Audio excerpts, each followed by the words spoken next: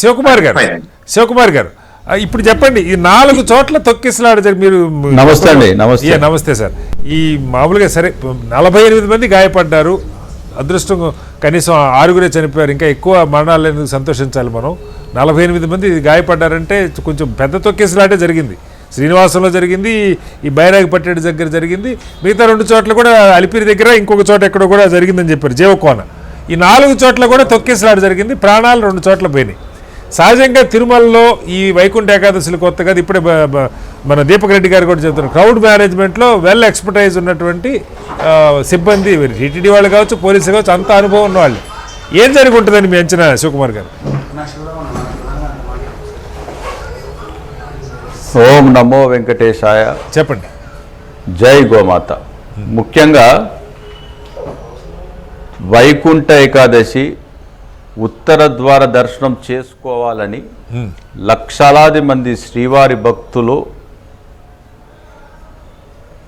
ఈ ధనుర్మాసంలో వస్తున్నటువంటి వైకుంఠ ఏకాదశికి మేము మొదటి రోజు దర్శించుకోవాలనేటువంటి శ్రీవారి భక్తులు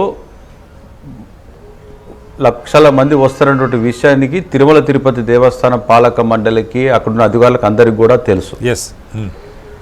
వీళ్ళు ఏర్పాట్లు చేయడంలో ఎవరికి వారు బాధ్యత రహితంగా వివరించారు. ఫస్ట్ ఆఫ్ ఆల్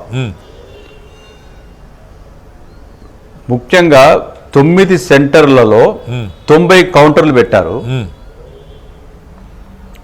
కౌంటర్లు పెట్టినప్పుడు టోకన్స్ ఇష్యూ చేస్తున్నప్పుడు ఏ కౌంటర్కి ఆ కౌంటర్కి ఒక అధికారిని కూడా నియమించారు. ఇప్పుడు అందులో భాగంగా ఒక సస్పెండ్ కూడా చేశారు అధికారిని, గోశాల డైరెక్టర్ హరినాథ్ రెడ్డిని సస్పెండ్ చేశారు. అయితే నేను చెప్పేది ఏమిటంటే, తిరుమల తిరుపతి దేవస్థానానికి అన్ని రకమైనటువంటి వనరులు ఉన్నాయి, అధికార యంత్రాంగం ఉన్నది, ఎండోమెంట్స్ డిపార్ట్మెంట్ కూడా ఈ సందర్భంలో వాడుకొని చేసుకున్నటువంటి హై సుప్రీం బోర్డు అక్కడ ఉన్నప్పటికీ కూడా ఎవ్వరు కూడా క్షేత్రస్థాయిలో పర్యవేక్షణ లోపం వల్ల ఇది జరిగింది. ముఖ్యంగా వైకుంఠ ఏకాదశికి గతంలో 2020లో 10 రోజులు తెరవాలని చెప్పేసి ఆ రోజు నేను బోర్డులో ఉన్నప్పుడు ఇది తీర్మానించడం జరిగింది. దీనికోసం సబ్ కమిటీ వేశారు. ఇది చాలా ఇంపార్టెంట్ పాయింట్ నేను చెప్తున్నాను మీకు. ఆ సబ్ కమిటీలో కృష్ణమూర్తి వైద్యనాథన్ అని చెప్పేసి ఇతను 2016 నుంచి టీటీడీ బోర్డులో కంటిన్యూ అవుతున్నాడు, 5 సంవత్సరాల నుంచి. ప్రజెంట్ కూడా బోర్డు మెంబర్ గా ఉన్నాడు ఆయన కమిటీలో.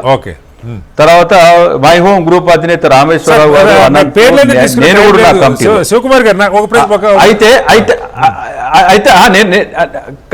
అయితే వీళ్ళు ఈ కమిటీలో ప్రజెంట్ బోర్డు మెంబర్ గా ఉన్నటువంటి సభ్యులు, బోర్డు మెంబరు క్షేత్రస్థాయిలో ఒక్క బోర్డు మెంబర్ కూడా పర్యవేక్షించకపోవడము, కేవలం వాళ్ళు దర్శించుకున్నటువంటి సౌకర్యాల కోసం ఏర్పాట్లు చేసుకోవడం.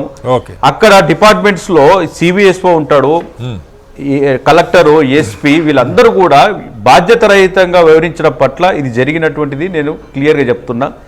ముఖ్యంగా తిరుమల తిరుపతి దేవస్థానం మనము ఏదైనా కార్యక్రమం జరుగుతుంది, ఈ కార్యక్రమానికి కావలసినటువంటి వసతులు ఏర్పాటు చేయాల్సినప్పుడు అందరినీ తీసుకుపోయి పార్క్లో కూర్చోబెట్టడం ఏంటి, కౌంటర్స్ని లైన్స్ ఓపెన్ చేసినప్పుడు కౌంటర్లో టికెట్ ఇష్యూ చేస్తున్నప్పుడు సాధారణంగా మూవ్మెంట్ స్టార్ట్ చేస్తే ఈరోజు ఈ పరిస్థితి వచ్చేది కాదు.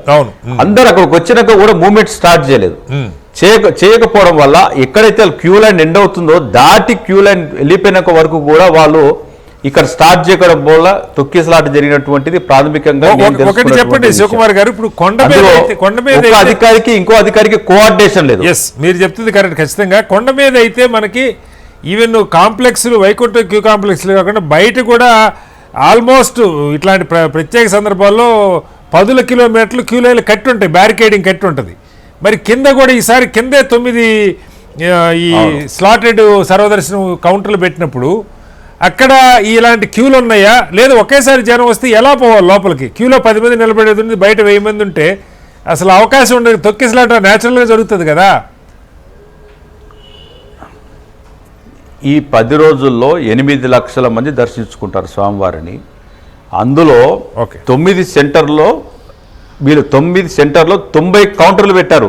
90 కౌంటర్లు పెట్టినప్పుడు వీరు క్యూ లైన్ని ఎక్కడ వరకు ఎండ్ అవుతుంది అనేది అది డీసెంట్రలైజేషన్ చేసుకోవడంలో ఒక అధికారికి కోఆర్డినేషన్ లేదు. రైట్. చాలా వేగ్గా చూసి చూడనట్టుగా ఏర్పాట్లు చేయడం వల్ల ఒక్కసారి భక్తులు వచ్చినప్పుడు కంట్రోల్ తప్పింది. Right sir. పోలీస్ పర్యవేక్షణ కూడా సరిగా లోపించింది అక్కడ.